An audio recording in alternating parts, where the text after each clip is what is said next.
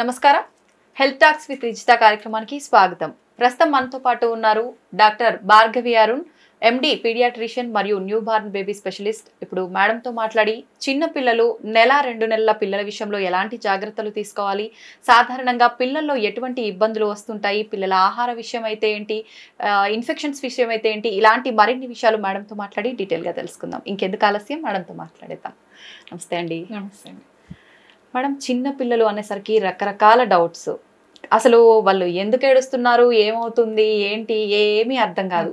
ముఖ్యంగా new born babies విషయంలో ఎలాంటి జాగ్రత్తలు తీసుకుంటే బాగుంటుంది? ఓకే, సో బేసికలీ వాళ్ళు ఏంటంటే ఊంబులో ఒక సెక్యూర్డ్ ప్లేస్ లో ఉంటారు, తల్లి గర్భంలో. సో బయటికి వచ్చేసరికి సడన్ గా అవుట్ సైడ్ ఎన్విరాన్మెంట్ కి ఎక్స్పోజ్ అవుతారు. సో మనకి మెయిన్ ప్రాబ్లమ్స్ 2 రావచ్చు. ఒకటి ఏంటంటే టెంపరేచర్ డిఫరెన్స్, అంతే కదా, లోపల ఉన్నప్పుడు వెచ్చగా ఉంటారు, అంతే. సో బయటికి వచ్చినప్పుడు సడన్ గా ఈ ఎన్విరాన్మెంట్ కి ఎక్స్పోజ్ అయినప్పుడు వాళ్ళకి తొందరగా వాళ్ళ బాడీ నుంచి హీట్ లాస్ అనేది జరిగిపోతూ ఉంటుంది.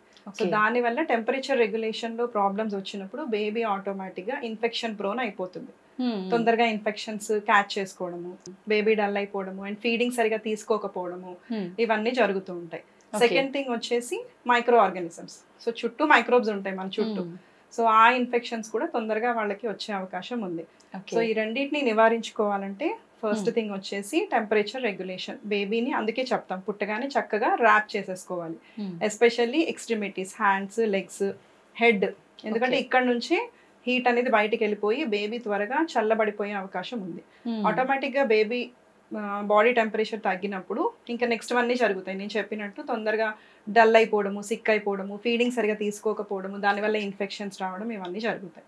సో ఫస్ట్ థింగ్ అది బాగా బేబీని ర్యాప్ చేసుకొని వెచ్చగా పెట్టుకోవాలి. అలా అని ఓవర్ ర్యాప్ కూడా చేయొద్దు. సో ఎలా తెలుసుకోవాలి? ఓవర్ ర్యాప్ చేస్తే బేబీ ఇరిటబుల్ అయిపోతుంది. సో మనం ఏమనుకుంటాం, చలేస్తుందేమో ఇంకా కప్పేస్తారు మళ్ళీ. సో ఎలా తెలుసుకోవాలి అని అంటే మన పామ్స్, సోల్స్, అరిచేతుల అరికాళ్ళ టెంపరేచర్ అండ్ మన చెస్ట్, బేబీ యొక్క చెస్ట్ టెంపరేచర్ రెండు కూడా ఒకటే రకంగా అనిపించాలి మనకి. మనం బ్యాక్ ఆఫ్ ద హ్యాండ్ తో టచ్ చేసి చూసినప్పుడు ఒకటే రకంగా అనిపించాలి. So that is the correct temperature. And ఇంకొకటి ఎలా తెలుసుకోవచ్చు అంటే మనకి కొద్దిగా ఇబ్బందిగా కొంచెం కొంచెం చెమటలు పడుతూ ఉన్నాయి అన్న టెంపరేచర్ బేబీకి కరెక్ట్ టెంపరేచర్ అన్నమాట. సో అకార్డింగ్ టు సీజన్స్ బట్టి బేబీకి ఎన్ని లేయర్స్ ర్యాప్ చేయాలనేది కూడా మనం తెలుసుకోవాలి.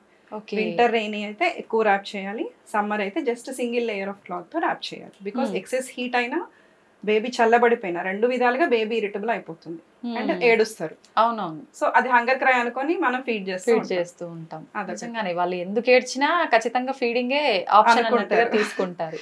సో అది నెక్స్ట్ మనకి ఇన్ఫెక్షన్స్ రాకూడదు అంటే ఏంటి? ఫస్ట్ ఆఫ్ ఆల్ బేబీ మనకి మదర్ బాడీలోంచి బయటకు వస్తూ ఉన్నప్పుడే మదర్ బాడీ మీద ఉన్న మైక్రో ఆర్గానిజమ్స్ కి యాంటీబాడీస్ అనేది ప్రొడక్షన్ చేసేసుకుంటది. అంటే ఆల్రెడీ అలవాటు పడిపోయింది కదా మదర్ బాడీకి.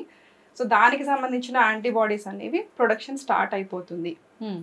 సో మదర్ తప్ప వేరే ఎవ్వరు ఉన్నా సరే, వేరే వాళ్ళు ఎక్కువ హ్యాండ్లింగ్ చేసినా సరే బేబీకి వాళ్ళ దగ్గర ఉన్న ఇన్ఫెక్షన్ వచ్చేసి, ఎందుకంటే అప్పటికి వాళ్ళ దగ్గర ఉన్న మైక్రో ఆర్గానిజమ్స్ కి యాంటీబాడీస్ లేవు కదా. సో ఇంకొకటి వాళ్ళ ఇమ్యూన్ సిస్టమ్ కూడా ఇమ్మెచ్యూర్ ఉంటుంది. గబగబా ఏ ఆర్గానిజం వచ్చినా యాంటీబాడీస్ ప్రొడ్యూస్ చేసే కెపాసిటీ వాళ్ళకు ఉండదు. సో మల్టిపుల్ హ్యాండ్లింగ్ అనేది మానేయాలి. విజిటర్స్ ఎక్కువ వచ్చి చూస్తూ ఉండడం, అక్కడే కూర్చొని మాట్లాడడం రూమ్ లోనే, ఇలాంటివి మనం చేయొద్దు. అంటే కొంచెం స్టెరిలియం అట్లాంటివి యూజ్ చేసుకుని హ్యాండిల్ చేయడం మంచిదైతే. హ్యాండ్ వాష్ ఎవ్రీ టైం బేబీని హ్యాండిల్ చేసే ముందు మనం చక్కగా హ్యాండ్ వాష్ చేసుకొని బేబీని టచ్ చేయాలి. అండ్ మదర్ కాకుండా ఇంకొక కేర్ గివర్ ని మనం అలౌ చేసుకుంటే బాగుంటుంది. వాళ్ళని సెక్లూడెడ్, ఇంటికి వెళ్ళిన తర్వాత కూడా వాళ్ళని సెక్లూడెడ్ గా ఉంచితే ఇన్ఫెక్షన్స్ అనేవి రావు. ఎస్పెషల్లీ మన రెయినీ వింటర్ బార్న్ బేబీస్ కి చాలా కష్టమైన విషయం ఇది. మనం దగ్గుతాం, తుమ్ముతాం, అలానే వెళ్ళిపోతాం లోపలికి బేబీని చూడడానికి. ఇవి జాగ్రత్తలు తీసుకుంటే బాగుంటుంది. ఓకే, మనం సాధారణంగా అంటే బేబీ పుట్టింది అనగానే అందరికీ వద్దని చెప్పలేం. ఒకరి తర్వాత ఒకరు వస్తూనే ఉంటారు, ఎవరితో ఏ సమస్య వస్తుందో తెలియదు. మీరు చెప్పినట్టుగా ఏ చిన్న ఇన్ఫెక్షన్ వచ్చినా కూడా అంత చిన్న బేబీ తట్టుకోవడం చాలా కష్టం నిజంగానే. అంటే ఏమనుకుంటారంటే నేను సిక్ గా లేను కదా, నేను బేబీని పట్టుకుంటే ప్రాబ్లం ఏముంది. అవును. సో అలా ఉండదు. మనకి నార్మల్ అనిపించిన ఇన్ఫెక్షన్ మనకి యాంటీబాడీస్ ఉన్నాయి కాబట్టి అది బయటికి మేనిఫెస్టేషన్ జరగదు. కానీ బేబీస్ కి యాంటీబాడీస్ లేవు కదా ఇంకా. సో బేబీకి సిమ్టమ్స్ అనేవి స్టార్ట్ అయిపోతాయి. ఓకే. సో అందుకనే ఈవెన్ మనము ఏదైనా చేసుకోవాలనుకున్న ఫంక్షన్స్ కొంచెం 3 months వరకు బేబీ హ్యాండిల్ చేసే కెపాసిటీ ఉన్నంత వరకు చేసుకోకపోవడమే మంచిది. ఓకే. ఒక ఫస్ట్ నెలలోనే బారసాలలు అందరిని పిలిచేసి అవునవును. చేసేస్తే హడావిడి లేకుండా. బేబీ సిక్ అయిపోతుంది అనమాట. అయితే ఇప్పుడు మనం పెద్దవాళ్ళం అంటే ఇమ్యూనిటీ పెంచుకోవడానికి రకరకాల ఫుడ్స్ తీసుకుంటూ ఉంటాము. కానీ పిల్లల విషయానికి వస్తే మదర్ ఫీడింగ్ మాత్రమే ఆప్షన్ ఒక్కటి ఉంటుంది. ఆ ఫీడింగ్ ద్వారా బేబీకి అందాల్సిన ఇమ్యూనిటీకి సంబంధించినవన్నీ అందే అవకాశం ఉంటుందంటారా? ఖచ్చితంగా ఉంటుంది. సో బ్రెస్ట్ మిల్క్ కి సాటి లేనిది ప్రపంచంలో ఏదీ లేదు. Almost Amrutham. It is called golden liquid. అవును. ఓకే. సో ఇంకొక గొప్పదనం ఏంటంటే మన దేవుడిచ్చిందో నేచర్ ఇచ్చిందో మొత్తానికి స్పీషీస్ స్పెసిఫిక్ ఉంటది మిల్క్ అనేది. అంటే ఇప్పుడు కౌ ఉంది అనుకోండి, దాని బేబీకి సరిపోను కరెక్ట్ గా దాంట్లో ఎంత ప్రోటీన్ ఉండాలి, ఎంత కార్బోహైడ్రేట్ ఉండాలి అనేది దానికి ఉంటుంది. అలానే హ్యూమన్ మిల్క్ కూడా మన బేబీస్ కి తగినట్టు ప్రొడక్షన్ అవుతుంది. ఇంకొక విషయం ఏంటంటే నెలలు సరిపడా లేకుండా ముందే పిల్లలు పుడతారు కంప్లీట్ అవ్వకుండా. సో ప్రీ టర్మ్ బేబీస్ కి వచ్చే మదర్ మిల్క్, టర్మ్ బేబీస్ కి వచ్చే మదర్ మిల్క్ లో కూడా తేడా ఉంటుంది. ఎటువంటి తేడా మేడం? అంటే వీళ్ళకి ఎక్కువ ఏమి కావాల్సి వస్తుంది. ప్రీ టర్మ్ బేబీస్ కి ఎక్కువగా ఇన్ఫెక్షన్స్ ప్రోన్ అవుతారు కాబట్టి, ప్లస్ వాళ్ళకి తొందరగా షుగర్స్ మేనేజ్ అవ్వవు కాబట్టి, వాళ్ళకి ప్రోటీన్ ఎక్కువ అవసరం కాబట్టి వాళ్ళకి తగినట్టుగా మిల్క్ ప్రొడక్షన్ జరుగుతుంది కంపేర్ టు టర్మ్ బేబీ. మీరు చెప్పినట్టు అమృతం అదృష్టమే అని చెప్పొచ్చు ఇలా. సో ఇంకొక స్పెషాలిటీ ఏంటంటే బ్రెస్ట్ ఫీడింగ్, బ్రెస్ట్ మిల్క్ లో ఉన్న speciality live white blood cells ఉంటాయి. అంటే వైట్ బ్లడ్ సెల్స్ మనకి ప్రొటెక్షన్ ఇస్తాయి బాడీలో. డైరెక్ట్ గా బ్యాక్టీరియాని ఎంగల్ఫ్ చేయడానికి పనిచేస్తాయి, వైరస్ ని బ్యాక్టీరియాని. And also second thing antibodies production కూడా చేస్తాయి. సో ఒక బ్రెస్ట్ మిల్క్ లో మాత్రమే లైవ్ WBC ఉంటాయి అనమాట. సో అది డైరెక్ట్ గా బేబీ గట్లోకి వెళ్ళి గట్లో ఉన్న ప్రాబ్లమ్స్ రాకుండా, అంటే గుడ్ బ్యాక్టీరియా మాత్రమే ఇంప్రూవ్ అయ్యేటట్టు, బ్యాడ్ బ్యాక్టీరియా రాకుండా ఆ ఫస్ట్ డ్రాప్ ఆఫ్ మిల్క్ నుంచి మనకి ఆ ఇమ్యూనిటీ అనేది స్టార్ట్ అయిపోతుంది బ్రెస్ట్ మిల్క్ వల్ల. No other milk has that. Formula కానివ్వండి, యానిమల్ మిల్క్ కానివ్వండి, దానిలో అలా ఉండదు. ఓకే. ఇప్పుడు చాలా మంది పిల్లలకు అంటే బేబీ పుట్టిన తర్వాత మదర్స్ కి మిల్క్ రాకుండా కొంతమందిని చూస్తున్నాం కదా మేడం. అలాంటప్పుడు పిల్లలకి ఇమ్యూనిటీ అందాలి అంటే ఎటువంటి జాగ్రత్తలు తీసుకోవాల్సి ఉంటుంది, ఏ రూపంలో ఇవ్వాల్సి ఉంటుంది? అంటే ఇప్పుడు బ్రెస్ట్ మిల్క్ రావట్లేదు అని అనుకుంటే ఫస్ట్ యాజ్ ఎ నేను లాక్టేషనల్ కౌన్సిలర్ కూడా, సో ఫస్ట్ ఏంటి అని అంటే చాలా వరకు మనము మాడిఫై చేసుకోవచ్చు. అంటే పాలు రాకపోయినా కూడా మనకి స్టిల్ 2 months 3 months వరకు కూడా మనకి టైం ఉంటుంది రెక్టిఫై చేసుకోవడానికి. అంటే మదర్ కి ఏమైనా ప్రాబ్లమ్స్ ఉన్నాయా, నిపుల్ ప్రాబ్లమ్స్ ఉన్నాయా, లాచింగ్ లో అంటే బేబీ పట్టుకోవడం సరిగా పట్టుకోవట్లేదా, బేబీ మౌత్ కి ఏమైనా ప్రాబ్లం ఉందా, అంటే క్లెఫ్ట్ లిప్, క్లెఫ్ట్ ప్యాలెట్ ఇట్లా ఉన్న బేబీస్ కానివ్వండి. ఈ నాలుక అనేది కింద అతుక్కొని ఉంటుంది, కొంతమందికి టంగ్ టై అంటాం. సో ఇట్లాంటి సిచ్యువేషన్ లో లాచింగ్ రాక మదర్ కి ఆగిపోతాయి. పాపం మదర్ కి వస్తాయి పుష్కలంగా, కానీ బేబీ తీసుకోకపోతే ఆటోమేటిక్ గా హార్మోన్స్ అనేవి ఇంప్రూవ్ కాక గ్రాడ్యువల్లీ బ్రెస్ట్ మిల్క్ తగ్గిపోతుంది. కొంతమందికి రేర్ ఇన్సిడెన్సెస్ లో మదర్ కే ప్రొడక్షన్ అనేది తక్కువ ఉంటుంది, లేదా నిపుల్ సరిగా లేకపోతే బేబీ ల్యాచ్ చేయకపోతే దాన్ని కూడా మనం కరెక్షన్ చేసుకోవచ్చు. సో కొన్ని చాలా వరకు మాక్సిమం ఆఫ్ దెమ్ కరెక్ట్ చేసుకోవచ్చు. బట్ ఇంకా ఏం ట్రై చేసినా కరెక్ట్ చేసుకోలేని సిచ్యువేషన్ ఉంటే మాత్రం సెకండ్ ఆప్షన్ ఫార్ములాకి వెళ్లకుండా మనకి బ్రెస్ట్ మిల్క్ బ్యాంక్స్ ఉంటాయి. ఇప్పుడు మన దగ్గర హైదరాబాద్ లో నిలోఫర్ లో ఉంది బ్రెస్ట్ మిల్క్ బ్యాంక్స్. సో ఆ ఆప్షన్ ని చూస్ చేసుకోవడమే బెస్ట్. బికాస్ ఆల్మోస్ట్ అందర్ మదర్స్ మిల్క్ ఒకటేలా ఉంటుంది కదా, సేమ్ అని అనలేము, సిమిలర్ అని చెప్పొచ్చు, అంటే దగ్గరగా ఉంటుంది. సో సెకండ్ ఆప్షన్ అది పెట్టుకుంటే చాలా బాగుంటుంది. అలా దాని తర్వాత ఇంకా అది మనకి యాక్సెసిబుల్ లేదు అనుకున్న సిచ్యువేషన్ లో ఇంకా next formula milk. Formula milk లో అంటాము మేము ఒక కంపెనీ అంటారు మేము ప్రోబయోటిక్స్ యాడ్ చేసాము, గట్ చాలా గుడ్ బ్యాక్టీరియా ఉంటుంది, మీ బేబీస్ ఏమి సిక్ అవ్వరు. ఇంకొకళ్ళు అంటారు మేము DHA యాడ్ చేసాము, బ్రెయిన్ చాలా మంచిగా ఐసైట్ ఇంప్రూవ్ అవుతుంది అని అంటారు. కానీ బట్ స్టిల్ ఏది కూడా బ్రెస్ట్ మిల్క్ ఈక్వల్ అవ్వదు. సో మీకు యాక్సెసిబుల్ ఉన్న చోట బ్రెస్ట్ మిల్క్ బ్యాంక్స్ ఉంటే కనుక మీరు ఆ ఆప్షన్ చూస్ చేసుకుంటే ఇమ్యూనిటీ అనేది ప్రాపర్ గా ఉంటుంది. ఓకే. ఇప్పుడు అలా స్టోర్ చేసి పెట్టి బ్రెస్ట్ మిల్క్ బ్యాగ్స్ అలా యూస్ చేయడము అంటే మనం డైరెక్ట్ గా ఫీడ్ ఇచ్చిన దానికి డిఫరెన్స్ ఏమైనా ఉంటుందా, లేదంటే అన్ని రకాలుగా మనకు ఎప్పుడైతే మనం డైరెక్ట్ ఫీడింగ్ ఇచ్చినామో ఎటువంటి పోషకాలు అన్ని ఆ మిల్క్ నుంచి వెళ్తున్నాయో అవే ఉంటాయా, క్వాలిటీస్ తగ్గిపోయే అవకాశం ఉంటుందంటారా? మోస్ట్లీ అదే ఉంటాయి. ఏంటంటే వాళ్ళు అన్ని కూడా స్టాండర్డ్స్ చెక్ చేసుకుని, అంటే అన్ని రకాల వైరస్లు, బికాస్ ఏదైనా మదర్ కి ఏదైనా ఇన్ఫెక్షన్ ఉంటే చెప్పలేం కదా. సో అన్ని స్టాండర్డ్స్ రూల్ పాస్ అవుట్ చేసిన తర్వాతే వాళ్ళు స్టోర్ చేస్తారు. ఆ స్టోర్ చేసే టెంపరేచర్ కూడా ఒక పర్టికులర్ టెంపరేచర్ లోనే స్టోర్ చేస్తారు. ఇంకొకటి ఏంటంటే షెల్ఫ్ లైఫ్ అయిపోయిన తర్వాత దాన్ని వాళ్ళు ఖచ్చితంగా పడేస్తారు. సో డిపెండింగ్ ఆన్ టెంపరేచర్ కూడా ఉంటది. ఇప్పుడు మదర్ సపోజ్ జాబ్ కి వెళ్ళాలనుకోండి, అప్పుడు మదర్ వేరే బయట పాలు అలవాటు చేయకుండా ఫార్ములా మదర్కి ఎక్కువ పాలు ఉంటే తను ఎక్స్ప్రెస్ చేసి వెళ్తే నెక్స్ట్ కేర్ గివర్స్ ఇవ్వచ్చు. ఇప్పుడు రూమ్ టెంపరేచర్లో పెట్టామనుకోండి మనము ఒక 6 hours వరకు ఇవ్వచ్చు. అదే మనము నార్మల్ ఫ్రిడ్జ్లో పెట్టామనుకోండి ఒక నెక్స్ట్ 1 day వరకు ఇవ్వచ్చు, విత్ ఇన్ 1 day. అంటే బయట పెట్టి మళ్ళీ చల్లదనంగా లేకుండా నార్మల్ టెంపరేచర్కి వచ్చిన తర్వాత బేబీకి ఇవ్వచ్చు విత్ ఇన్ 6 to 12 hours లో.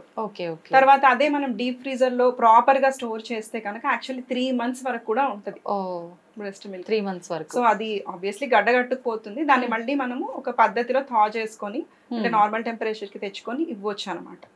సో కాంపోజిషన్ లో పెద్దగా అయితే మనకి మార్పులు అయితే ఉండవు. సెల్స్ ఇట్లాంటివి కొంచెం తగ్గిపోవచ్చు. ఇప్పుడు మనం అనుకున్నాం కదా లైవ్ WBC సెల్స్ అని, అట్లాంటి వాటిలో కొద్దిగా మార్పు అనేది రావచ్చు. చాలా వరకు ఈ మధ్య కాలంలో అంటే ప్రతి ఒక్క డాక్టర్ చెప్తున్నారు ఫ్రిడ్జ్ లో పెట్టిన పదార్థాలు ఏదైనా కూడా విషంతో సమానమే, అందులో క్వాలిటీస్ పక్కన పెడితే బ్యాక్టీరియా యాడ్ అవుతుంది, అది మనకు విషంతో సమానం అని చెప్పి. మరి పిల్లలకు డైరెక్ట్ ఇలా చిన్న పిల్లలకు ఇలా ఇస్తున్నాం కదా, ప్రమాదం ఏం లేదు? ఫస్ట్ వాళ్ళు ఫ్రీజ్ చేయడానికి ముందే బ్యాక్టీరియా లెవెల్ అనేది కూడా వాళ్ళు చూసుకుంటారు. చూసుకొని only if it is eligible they will take it to the next level. లేకపోతే అప్పుడే డిస్కార్డ్ చేసేస్తారు మిల్క్ బ్యాంక్స్ లో. సో చాలా జాగ్రత్తలు తీసుకుంటారు. మీరు ఒక ఆప్షన్ లాగా అయితే పెట్టుకోవచ్చు. అంటే వాళ్ళు అలా స్టోర్ చేసే ప్లేసెస్ లో జాగ్రత్తలు తీసుకుంటారు, మనం ఇంట్లో డైరెక్ట్ పెట్టేస్తుంటాం కదా, అటువంటిప్పుడు మనం ఏమైనా కేర్ తీసుకోవాల్సిన అవసరం ఉందంటారా? అంటే ఒకటి మనము మంచిగా క్లీన్ హ్యాండ్స్ అంతా వాష్ చేసుకొని కరెక్ట్ గా అంటే neat clean sterile steel container లో మనం ఎక్స్ప్రెస్ చేసుకొని పెట్టేసుకోవచ్చు. యూజువల్లీ 3 months స్టోర్ చేయాల్సిన అవసరం అయితే ఉండదు కదా, వెరీ రేర్ ఇన్సిడెన్సెస్ లో. దానికి సంబంధించి మనకి మిల్క్ స్టోరేజ్ బ్యాగ్స్ దొరుకుతాయి. అంటే అవన్నీ అప్రూవ్డ్ బ్యాగ్స్ అనమాట. బికాస్ మనం స్టీల్ లో అయితే పెట్టలేం కదా ఆబ్వియస్లీ. సో ప్లాస్టిక్ అనాలో దాన్ని ఏమనాలో మొత్తం దానికి సంబంధించి బ్యాగ్స్ దొరుకుతాయి. సో దాన్ని మనం యూటిలైజ్ చేసుకోవచ్చు. బట్ యూజువల్లీ సింపుల్ గా మంచిగా చేతులు కడుక్కొని మంచిగా క్లీన్ స్టీల్ కంటైనర్ లో కనుక మీరు పెట్టేసి వెళ్తే మీ బేబీకి ఇంట్లో ఉన్న వాళ్ళు ఇచ్చేసేయచ్చు, మీరు వచ్చే వరకు ఫీడ్ చేసుకోవచ్చు దాన్ని. ఇప్పుడు చాలా మంది అంటే మిల్క్ సరిపోక బయట మిల్క్ ఇవ్వడం ఇష్టం ఉండదు, పిల్లలు కూడా ఒక్కొక్కసారి అసలు అవి ఇస్తే వాంతులు చేసుకోవడము, అసలు తీసుకోకుండా తీసుకెళ్లి పెట్టగానే పక్కకు తోసే ఇలా చేస్తుంటారు పిల్లలు చాలా వరకు. అలాంటప్పుడు వాళ్ళు ఏదో రూపంలో ఫుడ్డే అలవాటు చేద్దాము అనే టైప్లో ఫ్రూట్స్ కానీ రకరకాలుగా బాయిల్ చేసి పెడదామని చెప్పి ట్రై చేస్తూ ఉంటారు కదా మేడం, అలా పెట్టొచ్చు అంటారా? అసలు అలా పెట్టడం ఎప్పటి నుంచి స్టార్ట్ చేస్తే బాగుంటుంది? అంటే మనం సాధారణంగా స్టాండర్డ్ గా తీసుకునేది 6వ నెల అన్నప్రసన్నం అంతే కదా. That is a good thing. Even WHO అయినా సరే మన ఇండియన్ అకాడమీ ఆఫ్ పీడియాట్రిక్స్ అయినా సరే గైడ్ లైన్స్ ప్రకారం మనము 6 months of exclusive breast feeding, even water కూడా ఇవ్వాల్సిన అవసరం ఉండదు. No water, no honey, no dates water. అంటే ఇంట్లో పెద్దవాళ్ళు సరిపోవట్లేదు అంటారు. ఏంటి అని అంటే 6 months వరకు ఎక్స్క్లూజివ్ బ్రెస్ట్ ఫీడింగ్ చేస్తేనే మంచిది. 5వ నెల నుండి 6వ నెల పడిన తర్వాత కొద్దిగా మనం స్టార్ట్ అనేది చేసుకోవచ్చు. బికాస్ ఏదన్నా మనం గ్రాడ్యువల్ గా వీన్ చేసుకోవాల్సి వస్తుంది కదా. సో ఆ టైంలో మీరు స్టార్ట్ చేసుకోవచ్చు. ఏదర్ ఫ్రూట్ పెట్టడం కానీ, లేకపోతే మనం రైస్ ఉగ్గు అంటాం కదా, సో ఉగ్గు అనేది పెట్టుకోవడం కానీ. 6వ నెల 6 నెలలు నిండితే ఇంకా మంచిది. లేకపోతే కనీసం 6వ నెలలో మొదలు పెట్టుకుంటే అంటే జస్ట్ టేస్ట్ చూపించడం అది మనం చేసుకోవచ్చు. If it is a breast fed baby complete గా. ఎందుకంటే మనం సాలిడ్ స్టార్ట్ చేయగానే బేబీ చాలా వరకు బ్రెస్ట్ ఫీడింగ్ మీద ఇంట్రెస్ట్ తగ్గించేస్తారు. సో గ్యాప్ కూడా పెరిగిపోద్ది. ఇప్పుడు లిక్విడ్ కాబట్టి బ్రెస్ట్ మిల్క్ తొందరగా అరిగిపోతుంది. సాలిడ్ ఏంటి, it will take some time పడుతుంది. అండ్ ఆల్సో వాళ్ళకి ఆ ఎంజైమ్స్ కూడా ప్రొడ్యూస్ అవ్వాలి కదా. ఇప్పుడు వరకు మిల్క్ ఒకటే, సో మిల్క్ కావాల్సింది లాక్టేజ్ ఎంజైమ్ ఒక్కటే, అదొక్కటి చాలు. కానీ ఇప్పుడు సాలిడ్ ఫుడ్స్ లో వేరే వేరే రకాలు పెడుతున్నాం మనం. ప్రోటీన్ పెడుతున్నాం, కార్బోహైడ్రేట్ పెడుతున్నాం. సో దానికి సంబంధించిన ఎంజైమ్స్ అన్ని రిలీజ్ అయ్యి అది డైజెస్ట్ అవ్వాలి అని అంటే టైం పడుతుంది. సో మెల్లగా ఏం చేస్తారంటే గ్యాప్ పెంచేస్తారు బ్రెస్ట్ ఫీడ్స్ మధ్యలో. సో అలా బ్రెస్ట్ మిల్క్ అనేది తగ్గిపోవచ్చు. కాబట్టి ఆ రీజన్ వల్ల మనము ముందే పెట్టకూడదు అని చెప్తాం. సో అంటే మనం మంచిగా పుష్కలంగా వచ్చే బ్రెస్ట్ మిల్క్ ని మనమే ఆపేసినట్టు అవుతాం. కాబట్టి better you give it for 6 complete months or else at least 6th month లో స్టార్ట్ చేసుకోవచ్చు. బట్ టాప్ ఫెడ్ బేబీస్ అనుకోండి అండ్ వర్కింగ్ మదర్స్, ఇంక ఇట్లాంటి సిచ్యువేషన్ లోనే మనకి ఇబ్బంది అనేది స్టార్ట్ అవుతుంది. సో బేసికల్లీ ఇట్ ఈస్ అంటే మనం ఏం చెప్పడానికి రాదు. నేను ఇప్పుడు ఈ 4th month లో 5th month లో అని చెప్తే అది కరెక్ట్ అవ్వదు. ఓకే. సో అదేంటంటే వాళ్ళ పీడియాట్రిషియన్ ని బట్టి వాళ్ళు ఫాలో అవుతే మంచిది, సింపుల్. ఓకే. సపోజ్ లేదు అనుకున్న సిచ్యువేషన్ లో మేము ఏమి ఇవ్వచ్చు అని అంటే లెట్ దేర్ పీడియాట్రిషియన్ డిసైడ్. ఏ చేసినా మనం సొంతంగా చేయొద్దు ఖచ్చితంగా. ఓకే. అయితే ఇప్పుడు మనం వన్స్ అన్నప్రాసన అయిపోయింది, 6 months కి స్టార్ట్ చేసాము, బేబీకి కొంతమంది కుదరక మొత్తం మిల్క్ అప్పటికే ఆపేసే వాళ్ళు ఉంటారు, లేదు అసలు మిల్క్ లేకుండా ఉండి అప్పుడు ఫుడ్ స్టార్ట్ చేసిన తర్వాత బయట పాలు కూడా ఆపేసి మొత్తం ఫుడ్ పైనే బేబీని డిపెండ్ చేసే వాళ్ళు కూడా చాలా మంది ఉంటారు. ఖచ్చితంగా మనకు బేబీకి అందాల్సిన పోషక విలువలు అన్ని అందాలి అంటే ఏమేమి ఐటమ్స్ బేబీకి తినిపించాల్సి ఉంటుంది, ఎంత మోతాదులో తినిపించాల్సి ఉంటుంది? సో ఫస్ట్ థింగ్ ఏంటంటే మనం 6 months కి ముందు వేరే ఫుడ్స్ పెట్టడం ఎంత తప్పో 6 months తర్వాత ఫుడ్స్ స్టార్ట్ చేయకపోవడం కూడా అంతే తప్పు. సో లేట్ వీనింగ్ వల్ల చాలా ప్రాబ్లమ్స్ ఉంటాయి. ఓకే. ఎటువంటి ప్రాబ్లమ్స్ ఉంటాయి? ఫస్ట్ ఆఫ్ ఆల్ వాళ్ళకి ఆ టైం కల్లా బాడీకి అందాల్సిన పోషక విలువలు కానీ ఏదన్నా ఉందనుకోండి, అది ఉట్టి బ్రెస్ట్ మిల్కే కంప్లీట్ చేయలేదు. బికాస్ బాడీ గ్రోత్ పెరుగుతూ ఉన్నప్పుడు రిక్వైర్మెంట్స్ కూడా పెరుగుతాయి అంతే. సో అందుకనే కంపల్సరీ 6 months తర్వాత చేయాల్సిందే వీనింగ్. అంటే కొంతమంది ఏం చేస్తారు, 2 రకాలుగా ఉన్నారు. కొంతమంది ఏమో సరిపోవట్లేదు బ్రెస్ట్ మిల్క్ అని 4th month లోనే మొదలు పెట్టేస్తారు. కొంతమంది ఏమో నాకు పాలు చాలా ఉన్నాయి, నేను 10 months వరకు ఇస్తాను, సంవత్సరం వరకు ఇస్తాను అని చెప్పి ఉట్టి పాల మీద ఉంచే వాళ్ళు ఉంటారు. సో దాని వల్ల బేబీ గ్రోత్ అనేది స్లో అయిపోతుంది. అంటే 6 months వరకు బాగా పెరిగిన బేబీ తర్వాత పెరగదు ఉట్టి మిల్క్ మీద పెడితే. Okay okay. సో కంపల్సరీ మనం 6 months తర్వాత వీనింగ్ స్టార్ట్ చేయాలి. గ్రాడ్యువల్ గా ఒక్కొక్కటి స్టెప్ వైజ్ వెళ్లాల్సి వస్తుంది. అంటే ఒక 2 simple రూల్స్ ఏంటంటే, first start any food, give it for 4-5 days continuous గా ఇచ్చి, దాని వల్ల బేబీకి ఏమైనా ఇబ్బంది అవుతుందా, లైక్ ర్యాష్ వస్తుందా, స్టమక్ అప్సెట్ అవుతుందా, వామిటింగ్స్ అవుతున్నాయా, మోషన్స్ అవుతున్నాయా, బేబీ బాగా క్రాంకీ అయిపోతుందా, గ్యాస్ వచ్చి చూసుకోవాలి. ఒక 3-4 days 5 days వరుసగా అదే ఫుడ్ పెట్టి ఈ ఫుడ్ పడింది నా బేబీకి అని అనుకుని నిర్ధారించుకున్న తర్వాత సెకండ్ ఫుడ్ కి వెళ్ళాలి. అసలు మార్పు ఏమొచ్చింది గమనించి అప్పుడు మనం, మీరు ఇవాళ ఒకటి రేపు ఒకటి పెడతారు, ఎల్లుండి బేబీ ఏడుస్తుంది, అది నిన్న పెట్టిన దాని వల్ల ఏడ్చిందా మొన్న పెట్టిన దాని వల్ల ఏడ్చిందా తెలియదు. ఇంకొకటి ఏంటంటే ఎలర్జీస్ ఉన్న వాళ్ళకి, అంటే మామూలుగా ఎవరికైనా కొంచెమే పెట్టాలి, ఎందుకంటే ఎలర్జీ ఇంత తింటేనే ఎలర్జీ వస్తుంది అని ఉండదు. మీరు ఈ కనీసం ఈ చిటికెడంతా తింటే కూడా ఆ బాడీకి అది సరిపోకపోతే ఇమీడియట్ గా రియాక్షన్స్ వస్తాయి. సో ఎక్కువ తింటేనే ఎలర్జీ వస్తుంది అని ఉండదు అనమాట. అందుకని first start with very small quantity, ఇది second rule. Very small quantity, just పెట్టామా అన్నట్టు పెట్టాలి ఫస్ట్ డే. నెక్స్ట్ డే కొంచెం ఇంక్రీజ్, నెక్స్ట్ డే కొంచెం ఇంక్రీజ్, అలా బేబీ యాక్సెప్టెన్సీని బట్టి మనం ఇంక్రీజ్ చేసుకోవచ్చు. ఒకసారి పెట్టిన దాన్ని కంటిన్యూ చేసుకుంటూ కొత్త ఫుడ్ యాడ్ చేసుకుంటూ వెళ్ళాలి. ఓకే. ఇప్పుడు చాలా మంది విలేజెస్ లో చూస్తుంటాం, అన్నప్రాసన అయిపోయింది అనగానే గిన్నెల్లో అంతంత అన్నం పెట్టి అప్పుడే తినిపించడం స్టార్ట్ చేస్తూ ఉంటారు. అలా పెట్టడం కరెక్టే అంటారా, లేదు అంటే సెర్లాక్ అని ఉగ్గు అని అలా చిన్న చిన్నగా అలవాటు చేసుకుంటూ అన్నం పెడితే బాగుంటుంది అంటారా? సో సెర్లాక్ గురించి డిస్కషన్ అయితే వద్దు ఇప్పుడు, ఎందుకంటే నేను కూడా రికమెండ్ చేయను. అది ఎప్పుడో చేసి పెడతారు, అది జస్ట్ ఒక ఆప్షన్ లాగా పెట్టుకోండి. అంటే అసలు దాన్ని ముట్టనేకూడదు అని కూడా నేను చెప్పాను, ఎందుకంటే ట్రావెలింగ్ లో ఉంటాం మనం, ఒక 2-3 రోజులు వెళ్లాల్సి వస్తుంది. అప్పుడు బేబీకి బయట ఫుడ్ కంటే ఇది బెటర్ కదా, అట్లీస్ట్ స్టెరిలైజ్డ్ ప్యాకెట్ ఉంటుంది, మనం జస్ట్ వాటర్ వేసి ఇచ్చేయడమే. సో వెరీ రేర్ ఇన్సిడెన్సెస్ లోనే దాన్ని ప్రిఫర్ చేసుకోవాలి. యూజువల్లీ మనం ఉగ్గు ఫస్ట్ స్టార్ట్ చేయాలి. అంటే ఏదైనా లిక్విడ్ నుంచి మనము మొత్తం సాఫ్ట్ పోరిడ్జ్ టైప్ జావ కన్సిస్టెన్సీలో మనం ఫస్ట్ స్టార్ట్ చేయాలి. ఎందుకంటే బేబీకి అసలు అలవాటు లేదు కదా, మిల్క్ కంటే కొంచెం తిక్కున్న పదార్థం ఏది కూడా బేబీకి అలవాట్లేదు. సో మనం రైస్ వేస్తే ఆటోమేటిక్ గా అది కొంచెం తిక్కు ఉంటుంది. సో ఫస్ట్ టైం ఇంట్రడ్యూస్ చేసినప్పుడు చాలా సాఫ్ట్ పౌడర్ చేసుకోవాలి, ఫైన్ పౌడర్ చేసుకొని జావ కన్సిస్టెన్సీలో ఇవ్వాలి, మన దోశ పిండి కన్సిస్టెన్సీలో ఇవ్వాలి. తర్వాత 6-7-8 months అలా అయిపోతూ ఉన్నప్పుడు మనం మెల్లగా రవ్వ కన్సిస్టెన్సీలోకి వెళ్ళాలి, ఎందుకంటే టెక్స్చర్ కూడా అలవాటు చేయాలి. కొంతమంది అదే పనిగా చోక్ అవుతుంది అని భయపడుకుంటూ, అంటే ఆ రిఫ్లెక్స్, అంటే ఆ స్వాలోయింగ్ రిఫ్లెక్స్ అనేది మనం ఇంప్రూవ్ చేయాలి బేబీకి, మెల్లమెల్లగా మనం వీన్ చేయాలి. ఫస్ట్ బాగా సాఫ్ట్ పౌడర్, తర్వాత కొంచెం బరుసుగా ఉప్మా రవ్వ అనుకోండి, తర్వాత నెక్స్ట్ వచ్చేసి మన గోధుమ రవ్వ అనుకోండి, అట్లా మెల్లమెల్లగా టెక్స్చర్ లో కూడా మార్పులు చేస్తూ ఉండాలి. అలా చేస్తే బేబీ 1 year వచ్చేసరికి అన్ని రకాల ఫుడ్స్ కి అలవాటు పడిపోయి అన్ని రకాల టెక్స్చర్ కి అలవాటు పడిపోతుంది. 1 year తర్వాత మనం ఏది తింటున్నామో అదే బేబీకి ఆఫర్ చేయొచ్చు, and baby will accept that, because మనం ఆల్రెడీ అలవాటు చేసాం కదా బాడీకి.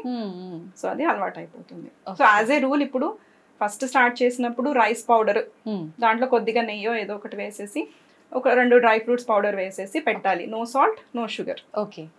తర్వాత మెల్లగా ఒక 1-2 వీక్స్ అది అలవాటు అయిపోయిన తర్వాత బాడీకి నెక్స్ట్ ఒక్కొక్క దాల్ వేయాలి. అంటే అది కూడా మళ్ళీ చాలా మంది తప్పు చేస్తారు, 4 రకాల పప్పులు యాడ్ చేసేసి ఫస్ట్ డే నుంచే పెట్టేస్తారు. అంతే. కొంచెం టేక్ టైం. ఫస్ట్ కార్బోహైడ్రేట్స్, తర్వాత ప్రోటీన్ కి వెళ్దాం, తర్వాత మనం ఫ్రూట్స్ కి వెళ్దాం. అట్లా ఒక్కొక్కటి స్టెప్ వైజ్ ఇంట్రొడక్షన్ చేసుకోవాలి. సింపుల్ గా చెప్పాలి అని అంటే ఫస్ట్ మంత్ లో ఫస్ట్ 2 వీక్స్ లో రైస్, తర్వాత రైస్ విత్ దాల్, నెక్స్ట్ ఒక 1 or 2 fruits, 1 or 2 vegetables, mashed vegetables puree type లో పెట్టేస్తే సరిపోతుంది. ఓకే. ఇప్పుడు చాలా మంది అంటే పిల్లలు ఒక 2 స్పూన్లు తినగానే బయటికి తీసేస్తూ ఉంటారు. అయినా వాళ్ళు అలానే వాళ్ళు ఎంత గిన్నెలో అయితే పెట్టుకున్నారో అది అయిపోయే వరకు వాడు బయటికి తెస్తానే ఉంటాడు, వీళ్ళు పెడతానే ఉంటారు. అలా బలవంతంగా ఫీడింగ్ అనేది ఇవ్వచ్చు అంటారా? అలా ఇస్తే ఫుడ్ ఎవర్షన్ అనేది మొదలైపోతుంది. నెక్స్ట్ ఇంకా వాళ్ళు ఏ ఫుడ్ చూసినా భయపడిపోతారు. సో మనం చాలా జాగ్రత్తగా మెల్లమెల్లగా, అంటే ఒక్కొక్కళ్ళ స్టమక్ కెపాసిటీ ఒక్కొక్కటి ఉంటుంది. ఇప్పుడు సేమ్ ఏజ్ ఉన్న వాళ్ళ ఇద్దరు స్టమక్ కెపాసిటీ ఒకటే ఉండకపోవచ్చు. కరెక్ట్. సో మనం చూసుకొని బేబీ ఎలా యాక్సెప్ట్ చేస్తుంది, ఏం ప్రిఫర్ చేస్తుంది అనే దాన్ని బట్టి మనం మార్పులు చేర్పులు చేసుకుంటూ ఉండాలి.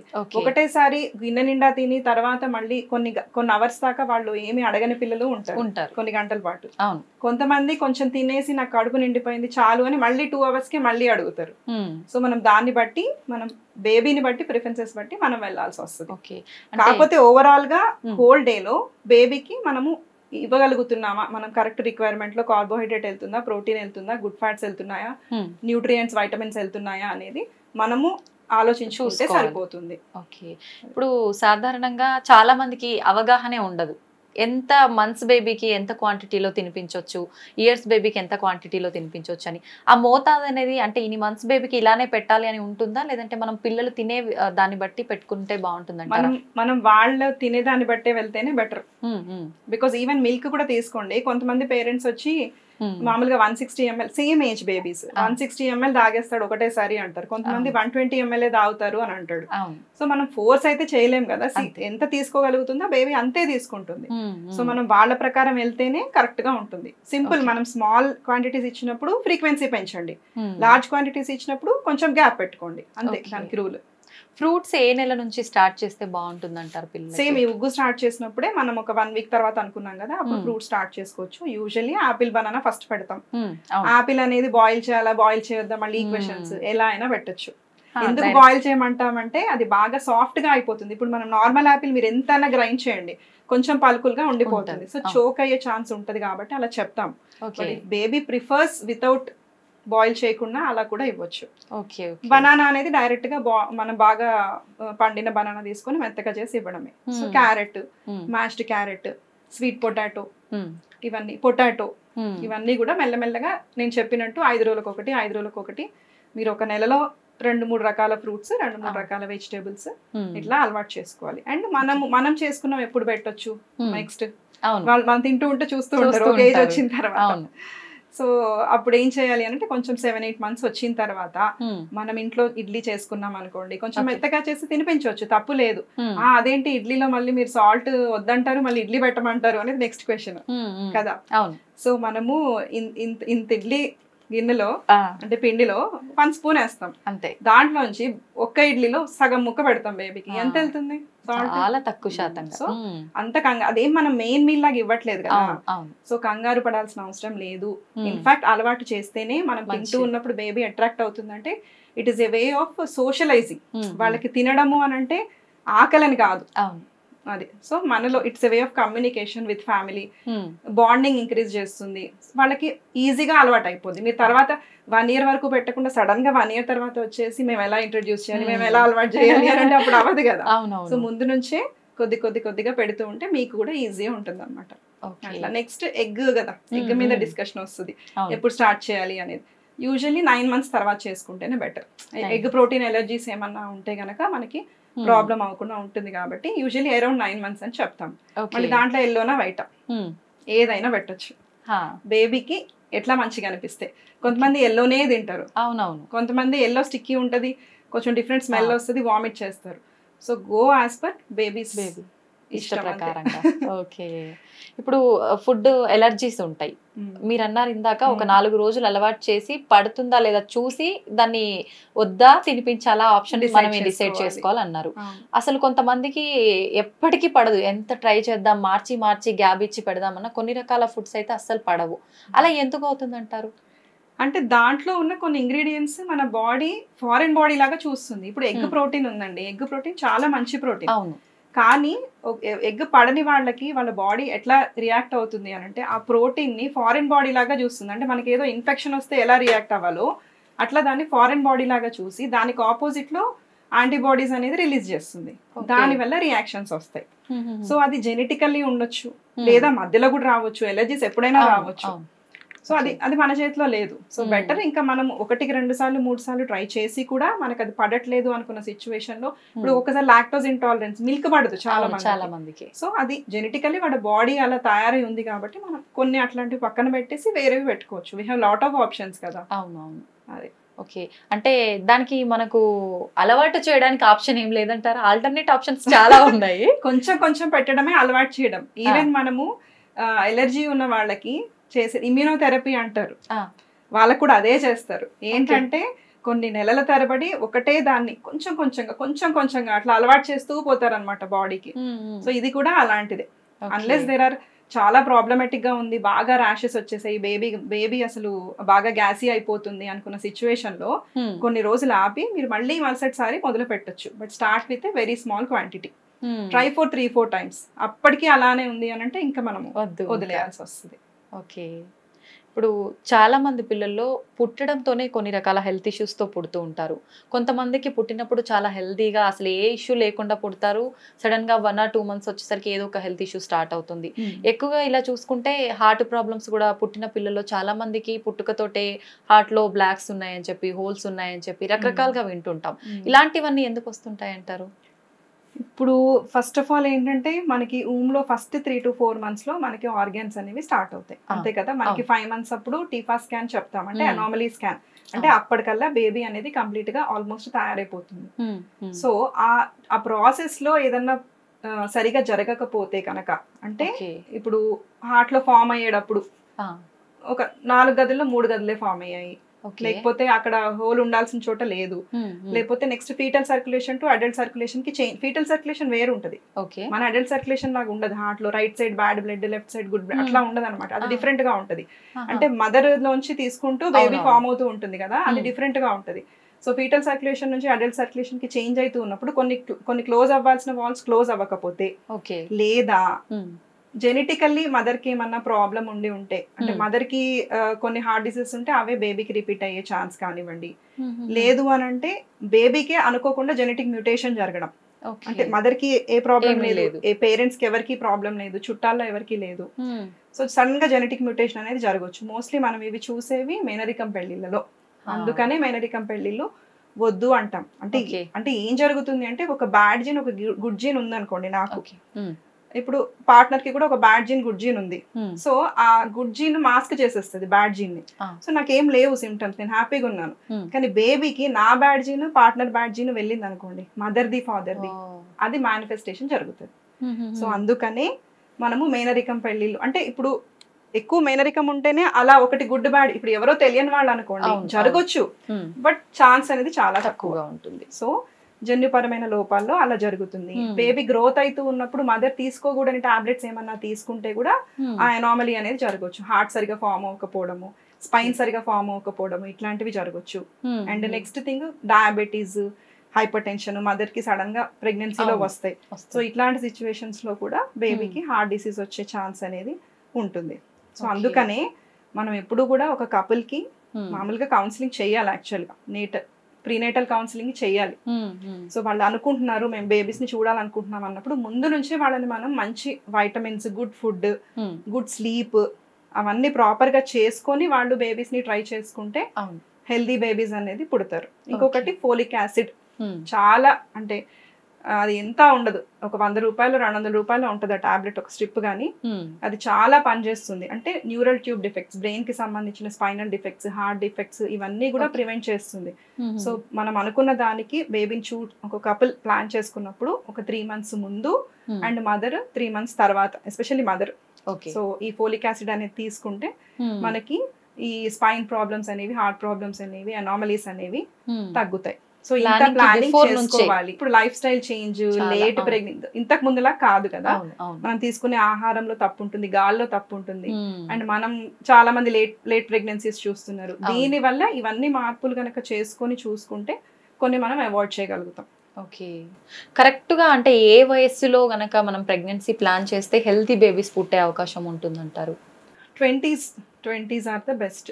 అంటే 25 తర్వాత అనుకోండి, అరౌండ్ 25. ఎందుకంటే మనకి గుడ్ ఎగ్స్ అనేవి రిలీజ్ అవుతాయి. ఈవెన్ మగవాళ్ళకి కూడా గుడ్ స్పర్మ్స్ అనేవి వస్తాయి. సో ఆ టైంలో ప్లాన్ చేసుకుంటే మంచిది. But we cannot say that. See it all depends on your life style, your body, your genetics, everything. మీరు తీసుకునే ఫుడ్, మీరు చేసుకునే పనులు దాని మీద డిపెండ్ అయి ఉంటుంది. వీ కెనాట్ జనరలైజ్ యాక్చువల్ గా.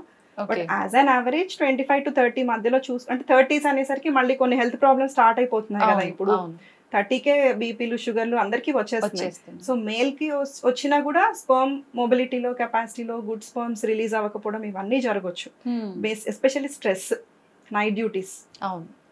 సో నైట్ డ్యూటీస్ చేసే వాళ్ళకి చాలా ప్రాబ్లమ్స్ వస్తాయి నైట్ మెలకు ఉండడం వల్ల. So better you can plan before 30 only. But we cannot generalise. It's not like 40లో కూడా మంచి పిల్లలు పుడతారు. So we cannot say that actually. It all depends on how you have maintained your body till that age. ఇప్పుడు చాలా మంది ఎక్కువగా కొన్ని సంవత్సరాల పాటు మెడిసిన్స్ వాడిన తర్వాతే పిల్లలు పుడతారు. అలా మెడిసిన్ వాడంగా పుట్టిన పిల్లల్లో ఏమైనా ఎఫెక్ట్ అయ్యే అవకాశాలు ఉంటాయంటారా? నార్మల్ బేబీస్ లాగానే ఉంటారా వాళ్ళు? చాలా వరకు అయితే నార్మల్ బేబీస్ లాగానే ఉంటారు.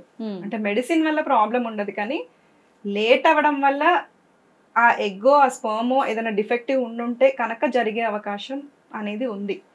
మెడిసిన్స్ అంటే మనము హార్మోన్స్ సెట్ చేయడానికి ఇస్తాము. ఎగ్ తక్కువ రిజర్వ్ ఉన్న వాళ్ళకి ఎగ్ ఎక్కువ రిలీజ్ అవ్వడానికి ఇస్తాము. స్పర్మ్ కౌంట్ తక్కువ ఉన్న వాళ్ళకి స్పర్మ్ కౌంట్ పెరగడానికి ఇస్తాము.